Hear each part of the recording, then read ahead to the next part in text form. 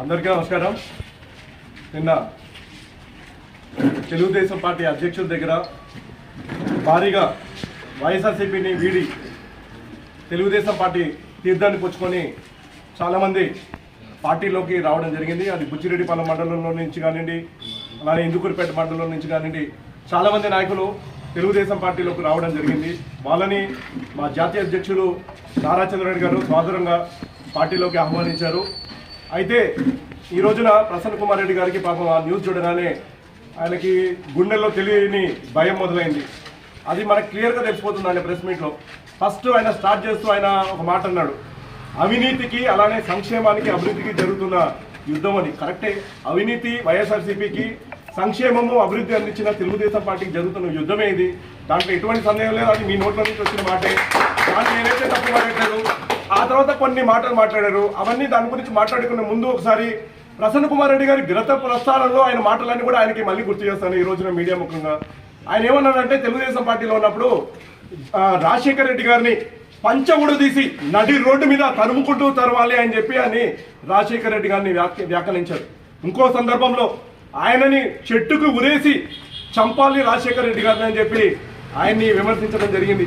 అలానే జగన్మోహన్ రెడ్డి గారి గురించి రౌడీ రాజకీయాలు చేస్తున్న వ్యక్తి, ఫ్యాక్షనిజాన్ని ప్రోత్సహిస్తున్న వ్యక్తిని, ఈ కడప రౌడీల్ని నడి రోడ్డు మీద తరుముకుంటూ గుడ్డలీడ్చి తరుముకుంటూ వెళ్ళాలని చెప్పి చెప్పడం జరిగింది.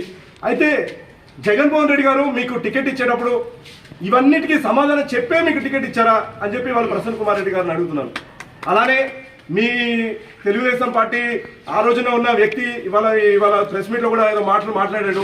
అయితే ఆయన మీద మీ సాక్షి పేపర్లో, మీ సాక్షి టీవీ ఛానల్లో 400 కోట్ల రూపాయలు పెన్నా డెల్టా చైర్మన్గా కాజేసిన వ్యక్తి మీ పార్టీలో ఉన్నాడు, ఈయన అవినీతి చేశాడని చెప్పి ఆ రోజున మీరు కథనం వేయించారు, స్పెషల్ స్టోరీస్ వేయించారు. బాగుంది. అలాంటి వ్యక్తిని మీరు ఏ సమాధానం చెప్పి మీ పార్టీలోకి ఆహ్వానించారు? ఆయనకి కండువా ఇచ్చి వాళ్ళ బుచ్చిరెడ్డిపాలెం పగ్గాలన్నీ కూడా ఆయన చేతిలో పెట్టారు. ఏ నిబద్ధతతో, ఏ ఆత్మవిశ్వాసంతో, ఏ సత్శీలు అని ఆయనకి అన్ని కూడా ఇచ్చారనే సమాధానం ముందుగా మీరు చెప్పాల్సిన అవసరం ఉంది. అలానే ఇవాళ ఆయన మాట్లాడుతూ కూడా నారా లోకేష్ గారు బుచ్చిరెడ్డిపాలెం యువగలం పాదయాత్రలో ఆయన మాట్లాడుతూ ఆయన చెప్పాడు, 1500 కోట్ల రూపాయలు సంపద, నియోజకవర్గ సంపదని కొట్టుకున్న వ్యక్తి ప్రసన్న కుమార్ రెడ్డి గారు.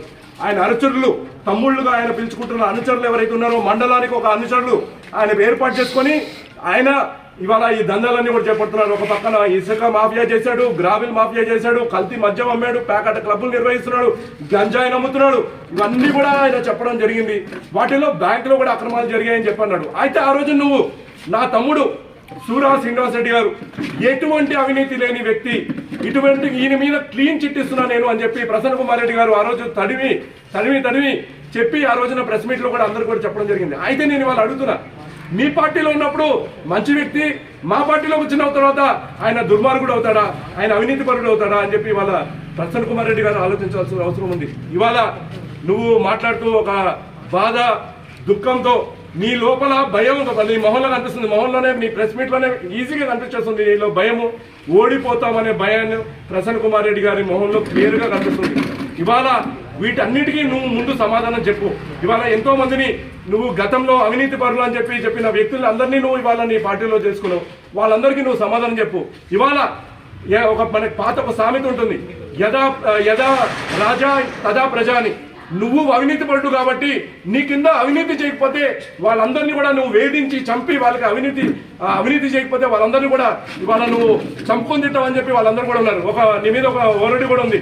నువ్వు ప్రతి వారం కానీ సూట్ కేసు తెచ్చి మీ ఇంటికి పోతే వాళ్ళకి అధికారం షిఫ్ట్ అయిపోతుందని చెప్పి అందరూ కూడా చెప్పడం జరుగుతుంది. అలాంటి వ్యక్తివి నువ్వు ఇవాళ ఈ మాటలు మాట్లాడుతుంటే చాలా చాలా హాస్యాస్పదంగా ఉంది. ఇవాళ బుచ్చిరెడ్డిపాలెంలో చూద్దాం, 500 ఎకరాల పైన లేఅవుట్ చేశారు.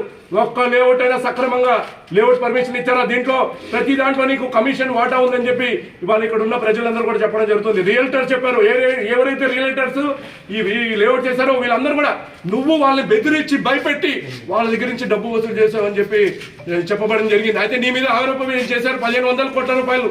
ఆరోపణ కాదు, నిజం అది. 1500 కోట్ల రూపాయలు ఇవ్వాలి. ఇక్కడ మీడియా ముఖంగా ఉన్న మీడియా ప్రతినిధులు అడిగినా చెప్తారు, లేదా మీ నాయకులు అడిగినా చెప్తారు, ప్రజల్ని ఎవరిని అడిగినా, ఇంత చిన్న పిల్లోడిని వెళ్ళి కదిలించి అడిగినా చెప్తారు దీని వెనకాల ఎవరు ఉన్నారు, నువ్వే ఉన్నావు అని చెప్పి ప్రతి ఒక్కరు చెప్తారు. దీనిని నిరూపించాల్సిన అవసరం లేదు. ఒకవేళ బ్యాంకులో ఏదో జరిగిందని మీరు అంటున్నారు, దాన్ని నిరూపించాల్సిన అవసరం నీకుంది. నువ్వు ఆల్రెడీ ఆడిట్ అంతా నేను చూశాను, మొత్తం అంతా బాగుంది, ఈయన క్లీన్ చిట్ గల వ్యక్తి అని చెప్పి ఇచ్చాడు. ఇప్పుడు ఆయన నీకు చేయాలనుకోవట్లేదు, తెలుగుదేశం పార్టీలోకి రావాలనుకుంటున్నాడు. దాదాపు గత సంవత్సరంన్నరగా సూరా శ్రీనివాస్ రెడ్డి గారిని ఆయనని యాక్టివ్ చేయడానికి చేయని ప్రసన్న కుమార్ రెడ్డి చేయని ప్రయత్నం లేదు. ఎన్నోసార్లు ఫోన్ చేశాడు, ఎన్నోసార్లు మెసేజ్ చేశాడు. ఇంకా ఈయన అండర్లో కానీ ప్రసన్న కుమార్ రెడ్డి గారు అండర్లో ఉంటే నన్ను అవినీతి పరుగా మార్చేస్తాడని చెప్పి సూరజ్ నాయకత్వం, నీతిగల నాయకత్వం, పోలారెడ్డి శ్రీనివాస్ రెడ్డి గారు నీతిగా పరిపాలన అందించారు. ఆయనైతే నీతి పరుడు.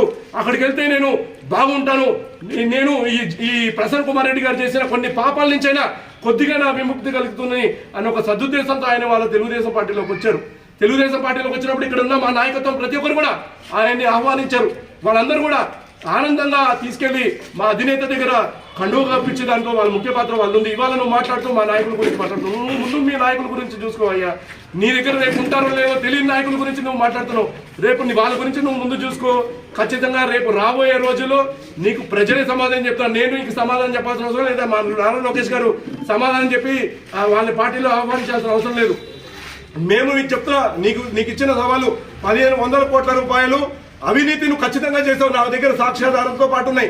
ఎక్కడ పోయింది మినగడలో రీచ్ ఇసుక ఎక్కడ పోయింది నువ్వు చెప్పు.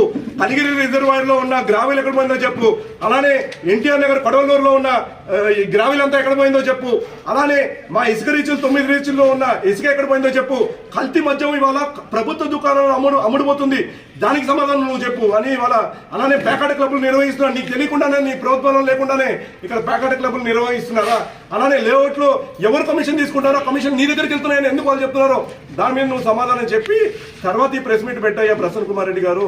ఇవాళ నీకు హితవు పలుకుతున్నా. అనవసరంగా నీ భాగవతం నువ్వే నీ నోట్లో చెప్పినట్టే ఉంది. కానీ ప్రెస్ మీట్ లో ఏదో అంటే ప్రసన్న కుమార్ రెడ్డి గారు కొట్టుకైతే అర్థమైపోయింది, ఆయన ఓడిపోతున్నాడని అయితే అది అర్థమైపోయింది. ఏదో విధంగా నేను ఏదో కొన్ని ఓట్లతో అయినా బయటపడాలని, అంటే కొన్ని ఓట్లైనా సాధిద్దామని, అంటే బుచ్చిరెడ్డిపాలెంలో అలానే కొడలూరులో కొన్ని ఓట్లైనా సాధిద్దాము, డిపాజిట్ అయినా సాధిద్దాం అనే ప్రయత్నం తప్ప ఆయనకి ఖచ్చితంగా ఓడిపోవడం అయితే తథ్యము. ప్రసన్న కుమార్ రెడ్డి గారు ఓడిపోబోతున్నారు. ఖచ్చితంగా తెలుగుదేశం పార్టీ జెండా కోవూరు నియోజకవర్గంలో ఎగరేస్తాం. ఇవాళ బుచ్చిరెడ్డిపాలెంలో మొదలైంది, కేవలం కొంతమంది చేరారు. ఇంకా రానున్న రోజుల్లో చూస్తూ ఉండు. నువ్వు ప్రతి ఒక్కరి మీద ప్రెస్ మీట్ పెడుతూనే ఉంటావు. నీ భయం, నీకున్న భయంతో నువ్వు ప్రతిరోజు ప్రెస్ మీట్ పెట్టాల్సిందే. రానున్న రోజుల్లో ఎలక్షన్ దగ్గర అయిపోతే చూడండి, నీకు రోజు ప్రతి పూట కూడా ప్రెస్ మీట్ పెట్టే రోజులు దగ్గరలో తీసుకొస్తామని చెప్పి ప్రసన్న కుమార్ రెడ్డి గారు చెప్తూ ముందు ఈ అన్ని సంగతులు చెప్పి తర్వాత వీటి గురించి నువ్వు మాట్లాడుతూ అని చెప్పి ఇవాళ ప్రసన్న కుమార్ రెడ్డి గారికి హితో పలుకుతున్నావు. అలానే పక్కన చాలా మంది నాయకులు కూడా మాట్లాడారు.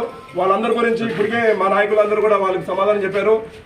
ఖచ్చితంగా రేపు ఏదైతే బుచ్చిరెడ్డిపాలెం మండలం కానివ్వండి, అలానే ఈ టౌన్ పరిధిలో ఉన్న సమస్యలన్నీ కూడా రేపు తెలుగుదేశం పార్టీ వచ్చిన తర్వాత పరిష్కరిస్తాం. ప్రజలందరూ నన్ను నమ్ముతున్నారు. రేపు నీకు అవకాశం ఇచ్చి గెలిపిస్తామని చెప్పి ప్రజలందరూ కూడా నాకు అండగా నిలబడుతున్నారు. నాకున్నది ధనబలం కాదు, ప్రజాబలం. ప్రజల్లో నుంచి నేను ప్రజా పోరాటం నుంచి వచ్చాను.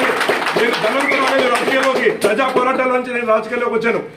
ముందు నేను ఇన్ఛార్జ్గా కాకముందు కూడా ప్రజా పోరాటాలు చేసి నాకు అవకాశం కల్పించారు నారా చంద్రబాబు గారు. ఇదే ప్రజా పోరాటాల స్ఫూర్తితో నేను ముందుకెళ్తాను. ప్రజల మద్దతు నేను రేపు గెలవబోతున్నాను. ప్రజలందరూ కూడా నాకు అండగా నిలబడతారు. రేపు వాళ్ళందరినీ నా కుటుంబ సభ్యులు వాళ్ళందరూ కూడా చూసుకుంటారని ఈ సందర్భంగా తెలియజేస్తూ అవకాశం కల్పించిన బుచ్చిరెడ్డిపాలెం మండల నాయకులు